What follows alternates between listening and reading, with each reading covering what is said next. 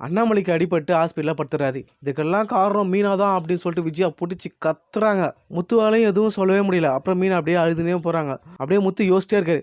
அன்றைக்கே சொன்னால அருண் உங்கள் அப்பாவை கார் வச்சு நான் ஏற்றுறேன் அப்படின்ட்டு அவன் தான் இந்த வேலையெல்லாம் பண்ணியிருப்பானோ அப்படின்னு சொல்கிற மாதிரி யோசிக்கிறாரு முத்து. உடனே கார் எடுத்து கடகடன்னு போயிட்டு அருண் வீட்டுக்கு போயிட்டு பயங்கரமாக அடிக்கிறாரு போயிட்டு அருணை. உடனே சீதா அந்த மாமா என்ன மாமா பண்ணிட்டு இருக்கீங்க அதெல்லாம் பண்ணுறீங்க அப்படி கேட்குறான். உடனே முத்து சொல்கிறாரு, சீதா அன்னைக்கு அருணோட அம்மா செல்வன் காரில் அடிபட்டது அது ஒரு விபத்து, அதை நான் தான் பண்ணேன்னு சொல்லிட்டு இப்போ எங்கள் அப்பாவே ஹாஸ்பிட்டல் படுக்க வச்சிருக்கான் இவெல்லாம் மனுஷனா அப்படின்னு சொல்லிட்டு முத்து சொல்கிறாரு.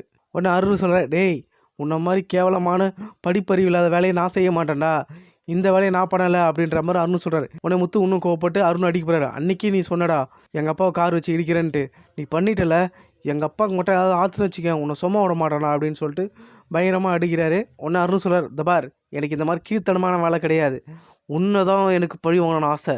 அன்றைக்கி நான் கோவத்தில் சொன்னேன், ஆனால் உங்கள் அப்பா மேலே எனக்கு ஒரு மரியாதை இருக்குது, அவர் நான் எதுவும் பண்ணல அப்படின்ற மாதிரி அருண் சொல்கிறாரு.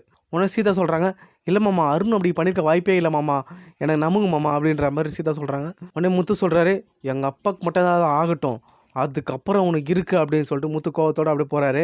அப்போன்னு பார்த்தீங்கன்னா சிந்தாமணி வச்ச அந்த ஜோசிக்காரங்க திரும்ப சிந்தாமணிக்கிட்ட காசு வாங்கிறதுக்காக வராங்க.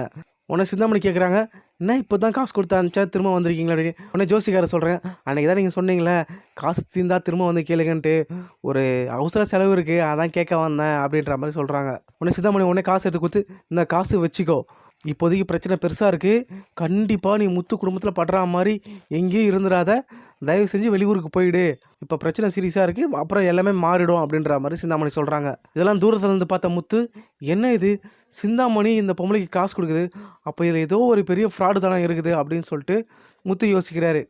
உடனே முத்து அந்த ஜோசிக்காரங்க பின்னாடியே போயிட்டு மடக்கி பிடிச்சி கேட்குறாரு, ஏய் நீ என்ன பண்ண எங்கள் வீட்டுக்கு வந்து, சிந்தாமணி சொல்லி தான் வீட்டுக்கு வந்து போய் சொன்னியா அப்படின்னு சொல்கிற மாதிரி. உடனே அந்த ஜோசிக்காரர் சொல்கிறாங்க, இல்லைப்பா உங்கள் வீட்டில் உங்கள் அப்பாவுக்கு ஆபத்து இருக்குது, அதனால தான் நான் சொன்னேன், நான் என் ஜோசிலாம் தப்பு இல்லை அப்படின்ற மாதிரி சொல்கிறாங்க.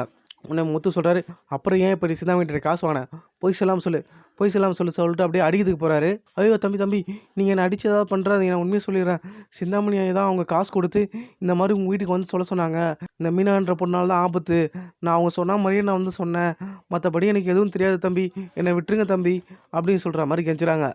உடனே முத்து அந்த ஜோசிக்கார பொம்பளையை காரில் வச்சு அப்படியே கூப்பிட்டு போகிறாரு.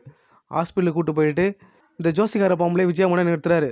உடனே ஜோசிக்காரி பொம்பளையை பார்த்துட்டு, நீங்கள் சொன்ன மாதிரி நடந்துச்சு, எங்கள் வீட்டுக்கார் இப்போ ஹாஸ்பிட்டலில் இருக்கார், யாராவது பரிகாரம் சொல்லுங்கள் அவர் திரும்பி வர்றதுக்கு அப்படின்ற மாதிரி விஜயா அழுகிறாங்க.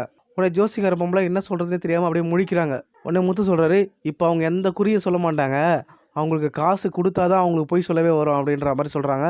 உடனே விஜயா வந்து, என்னடா வளர்ற அப்படின்ற மாதிரி கேட்குறாங்க. உடனே முத்து சொல்கிறாரு, நீங்கள் எவ்வளோ பெரிய முட்டாளாக இருக்கீங்க பார்த்தீங்களா, சிந்தாமணி இவங்ககிட்ட காசு கொடுத்து தான் இந்த மாதிரிலாம் சொல்ல வச்சிருக்கு அப்படின்ற மாதிரி சொல்கிறாரு. உடனே விஜயா சொல்கிறாங்க, எதுக்குடா சிந்தாமணி அது மாதிரி பண்ணணும், சிந்தாமணிலாம் அப்படி பண்ணுற ஆள் கிடையாது அப்படின்ற மாதிரி சொல்கிறாங்க.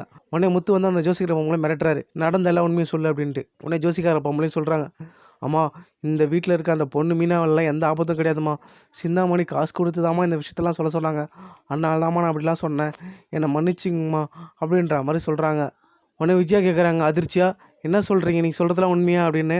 ஆமாம்மா நான் சொல்கிறதுலாம் உண்மைதாம்மா, அன்றைக்கி கூட நீங்கள் கோயிலுக்கு வந்தீங்களே அதுக்காக சிந்தாமணி காசு கொடுத்து சிலர்கிட்டலாம் இப்படிலாம் சொல்லுங்கள் இவங்ககிட்ட அப்படின்னு சொல்லிட்டு காசு கொடுத்தாங்கம்மா, அப்படி தாம்மா உங்களை நம்ப வச்சாங்க அப்படின்ற மாதிரி எல்லா உண்மையும் போட்டு உடைச்சிடுறாங்க அந்த ஜோசிக்கார பொம்பளை.